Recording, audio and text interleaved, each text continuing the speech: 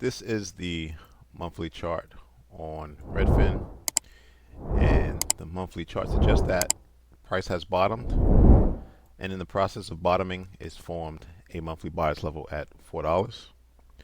Now, the stock itself has displayed resilience despite a significant drop in pending home sales. The company's stock experienced a slight uptick, showing signs of stability amid challenging market conditions. However, you do have a pullback in the last couple of months. Now, the CEO was on CNBC recently, and he discussed the state of the housing market, highlighting affordability as a major issue.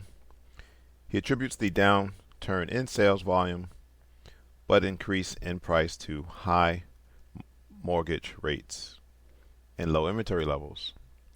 So, before we continue with the analysis, let's look at the CEO of Redfin discuss the housing market. Joining us now is Redfin CEO Glenn Kelman. Glenn, welcome back. Good to see you. Good to be here. Thanks for having me. So we know these high mortgage rates are wreaking havoc on the housing market. They're a disaster. How big of a disaster is it right now? Well, it's been a slow building disaster, so I don't think it feels more apocalyptic now than it did 4 months ago. The housing market is just taking a beating because affordability is at a 4-decade low. And so at some point, we just need to catch a break from the Federal Reserve, and that doesn't seem likely to happen in 2023. Is it having the desired effect on prices, on rents, given it's also coming up against this backdrop of super low inventories? That is the problem. So it has certainly depressed employment in the real estate sector, but it hasn't hurt prices. Prices keep going up, usually in a downturn like 2008. People don't want to sell, but they have to sell because foreclosure is imminent. In this case, we have had a soft landing. The rest of the economy is doing well. People are not in dire economic straits. And with a 3% mortgage, there's no way they're going to put that house on the market. So we've had a downturn in sales volume, but an upturn in prices. And that means that the sales volume crimp is just going to last a long, long time.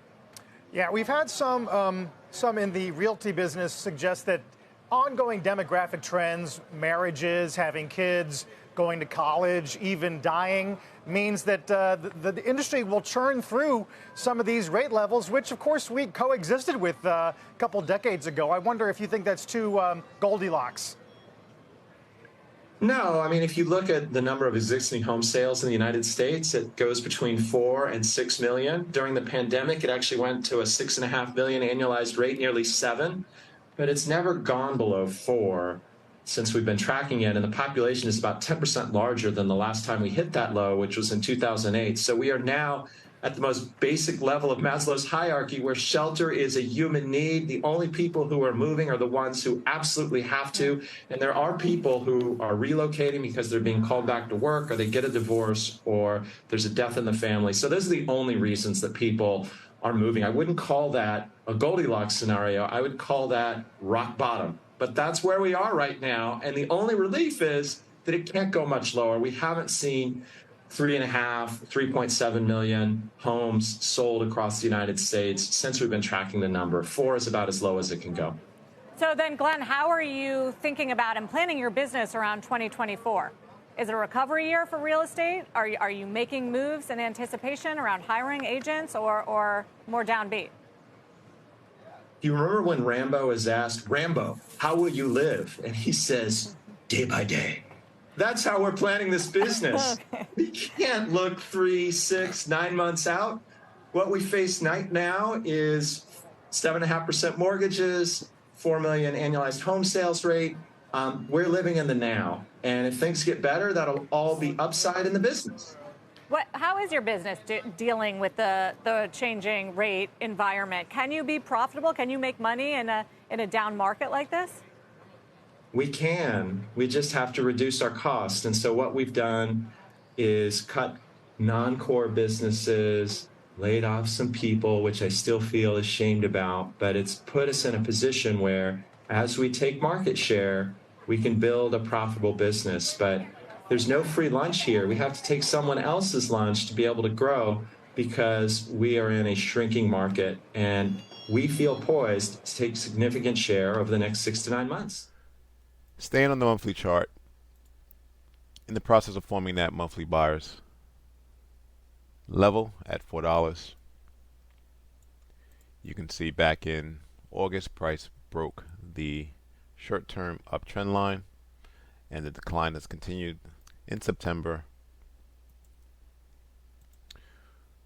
Go into the weekly chart. You can see this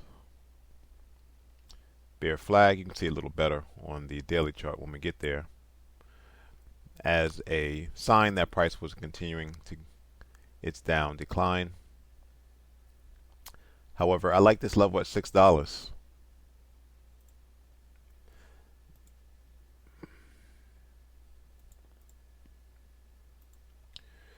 Here's why I like it. This was a drop, base drop, so that was a supply. Price came into that level, pulled away, but as you can see, in bottoming out, price did form a W pattern. And so what was resistance should now serve as support.